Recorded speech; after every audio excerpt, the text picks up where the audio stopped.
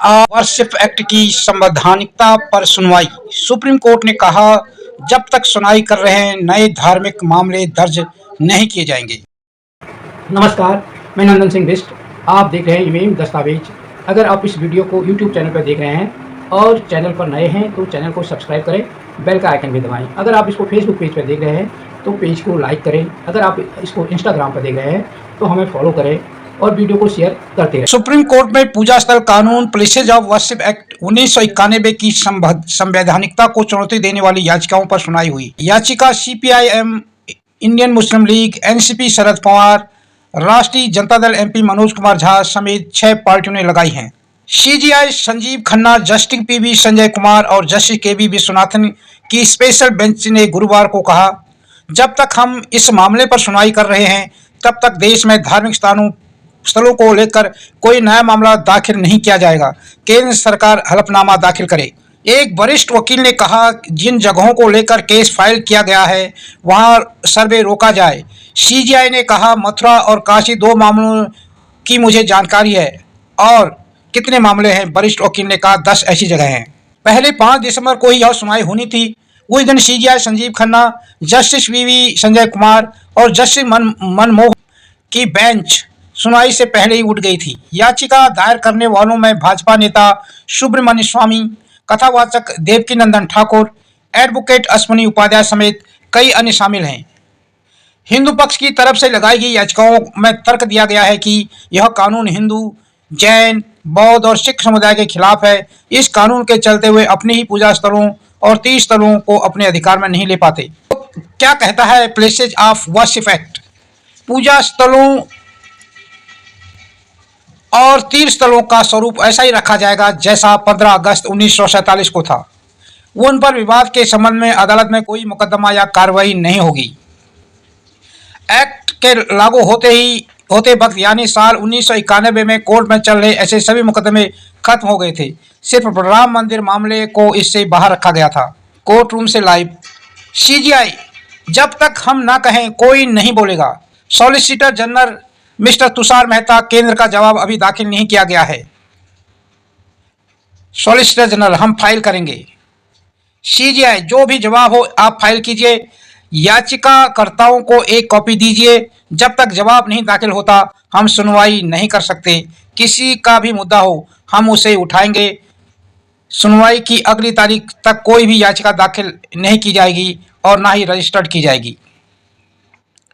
वरिष्ठ वकील, जहां केस फाइल हो चुके हैं वहां सर्वे रोका जाए। CJI, हमें 2 मामलों मथुरा और वाराणसी की जानकारी है। और कितने मामले हैं?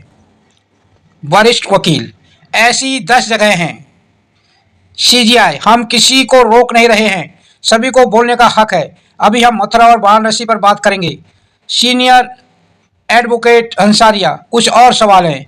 CJI, आप हमें भेज दीजिए। मुस्लिम पर्सनल लॉ बोर्ड की याचिकाएं खारिज करने की मांग। जमीयत उलेमा-ए-हिंद ने इन याचिकाओं के खिलाफ याचिका दायर की है। जमीयत का तर्क है कि एक्ट के खिलाफ याचिकाओं पर विचार करने से पूरे देश में मस्जिदों के खिलाफ मुकदमों की बाढ़ आ जाएगी। मुस्लिम पर्सनल लॉ बोर्ड और ज्ञान व्यापी मस्जिद का रख रखाव करने वाली अंजुमन इंतजामिया मस्जिद मैनेजमेंट कमेटी ने भी इन याचिकाओं को खारिज करने की मांग की है। एक्ट के खिलाफ हिंदू पक्ष के 2 तर्क। पहला है, एक्ट पूजा स्थलों के 15 अगस्त 1947 को उनके मौजूदा स्वरूप में बदलने के लिए मुकदमा दायर करने से रोकता है। याचिकाओं में तर्क दिया गया है कि इससे जुडिशियल रेमेडी का अधिकार खत्म हो जाता है जो कि संविधान के मूल ढांचे के खिलाफ है।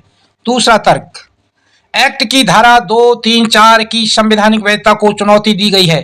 तर्क है कि यह हिंदू, जैन, बौद्ध और सिखों के पूजा स्थलों और तीर्थ स्थलों पर अपना अधिकार वापस लेने से रोकती है।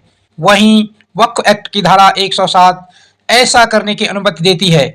यह संविधान की धर्मनिरपेक्षता और कानून शासन सिद्धांतों का उल्लंघन है। 3 मौलिक अधिकारों का उल्लंघन। नंबर 1, अनुच्छेद 25। इसके तहत सभी नागरिकों और गैर नागरिकों को अपने धर्म को मानने, उसके अनुसार आचरण करने और प्रचार करने का समान अधिकार है। याचिकाओं में कहा गया है कि एक्ट हिंदुओं, जैनियों, बौद्धों और सिखों से यह अधिकार छीनता है। नंबर 2, अनुच्छेद 26। यह हर धार्मिक समुदाय को उनके पूजा स्थलों और तीर्थ स्थलों के प्रबंधन, रख रखाव और प्रशासन करने का अधिकार देता है। याचिकाओं में कहा गया है कि एक्ट धार्मिक संपत्तियों अन्य समुदायों द्वारा दुरुपयोग के स्वामित्व अधिग्रहण से वंचित करता है, उनके पूजा स्थलों, तीर्थ यात्राओं और देवताओं से संबंधित संपत्ति वापस लेने के अधिकार को छीनता है। तीसरा, अनुच्छेद 29 यह सभी नागरिकों को अपनी भाषा, लिपि या संस्कृति को संरक्षित करने और बढ़ावा देने का अधिकार देता है। इन समुदायों के सांस्कृतिक विरासत से जुड़े पूजा स्थलों और तीर्थ स्थलों को वापस लेने का अधिकार छीनता है। The places of worship act की 4 जरूरी बातें। सेक्शन नंबर 3, 15 अगस्त 1947 के बाद धार्मिक स्थलों में कोई बदलाव नहीं। धार्मिक स्थलों को उसी रूप में संरक्षित किया जाएगा जिसमें वह 15 अगस्त 1947 को था। अगर यह साबित भी होता है कि वर्तमान धार्मिक स्थलों को इतिहास में किसी दूसरे धार्मिक स्थल को तोड़कर बनाया गया था, तो भी उसके वर्तमान स्वरूप को बदला नहीं जा सकता। सेक्शन 4 का 2, 15 अगस्त 1947 से पहले के विवाद पर कोई नया मुकदमा नहीं होगा। 15 अगस्त 1947 को मौजूद किसी भी उपासना स्थल के धार्मिक चरित्र को बदलने के लिए किसी भी अदालत में पेंडिंग कोई मुकदमा या कानूनी कार्रवाई खत्म हो जाएगी और कोई नया मुकदमा या कानूनी कार्रवाई शुरू नहीं की जाएगी। अगर उपासना स्थल में बदलाव 15 अगस्त 1947 के बाद हुआ है तो ऐसे में कानूनी कार्रवाई की जा सकती है। सेक्शन 5, राम जन्मभूमि बाबरी मस्जिद विवाद पर लागू नहीं। The places of worship act के कोई प्रावधान अयोध्या के राम जन्मभूमि बाबरी मस्जिद विवाद पर लागू नहीं होंगे। सेक्शन 6, 3 साल तक की सजा का प्रावधान।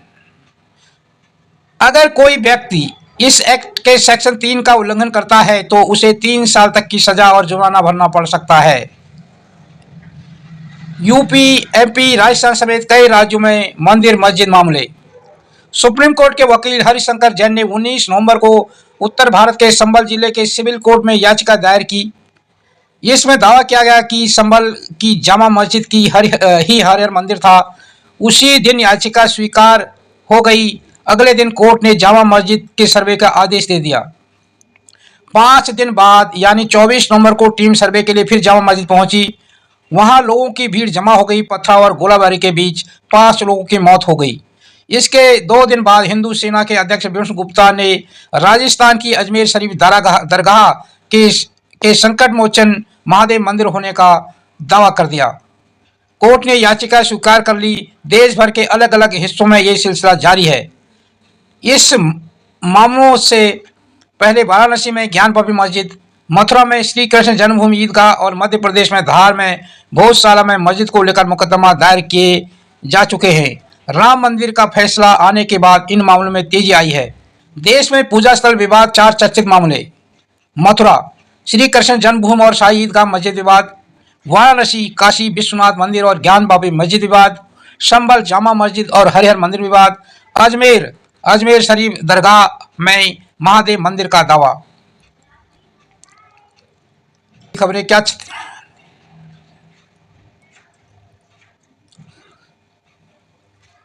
The places of worship act है उसमें जो सुनवाई हो रही है उसकी अभी तक की अपडेट और इसमें आपकी क्या राय है आप अपनी टिप्पणी में जरूर लिखना। आपको हमारी वीडियो पसंद आई हो तो इसे लाइक करें और ज्यादा से ज्यादा शेयर करें ताकि बाकी लोगों तक भी ये जानकारी पहुंच सके। हमारे चैनल को सब्सक्राइब करना बिल्कुल ना भूलें और हमारी वीडियोस को सबसे पहले देखने के लिए बेल आइकन को भी जरूर प्रेस करें।